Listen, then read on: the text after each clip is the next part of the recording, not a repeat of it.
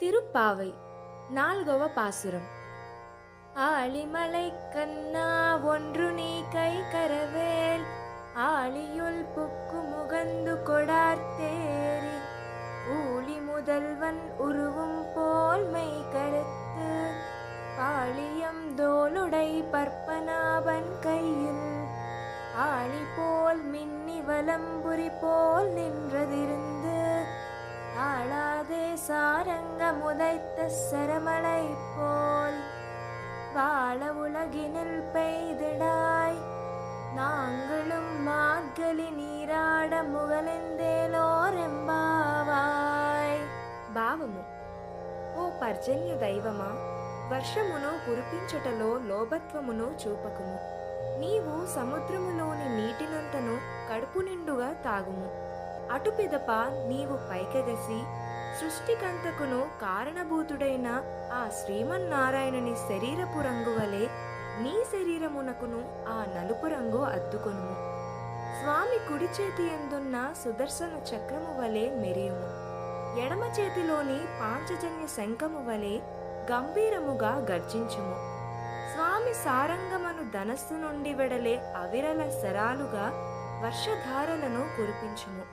మేమందరము ఈ వర్షధారలలో స్నానమాడదము. లోకము సుఖించినట్లు వర్షంచుము. మా వ్రతమును నిరాటంకముగా చేసుకునుటకై ఇక ఏమాత్రము ఆలసింపక వెంటనే వర్షింపుము స్వామి. అవతారిక: సర్వవ్యాపకుడైన త్రివిక్రముని వ్యాపకత్వాన్ని ఎరిగి ఆ పురుషోత్తముని కొలిచిన కలిగే ఫలితాలను గురించి 3వ పాసురంలో గోదాదేవి వెల్లడించింది.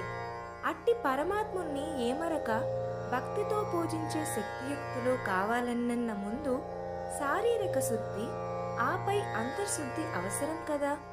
అందుకే బాహ్యశుద్ధి కొరకు గోదాదేవి వర్షదేవుడైన వర్జన్యుణ్ణి ప్రార్థించి వ్రతాంగమైన స్నానానికై వర్షించమని కోరుతున్నది ఈ పాసురంలో.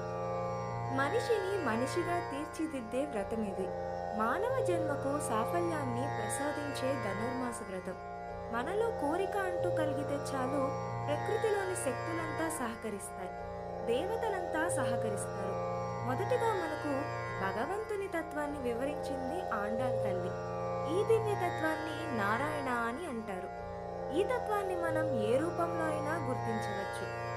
వేదవ్యాస భగవానుడి కుమారుడు శ్రీశుకుడు ఇట్లా అంతటా దైవాన్ని దర్శించుకునేవాడట. దేనిపై పెద్దగా వ్యామోహం లేనివాడవటంచే అలా వెళ్ళి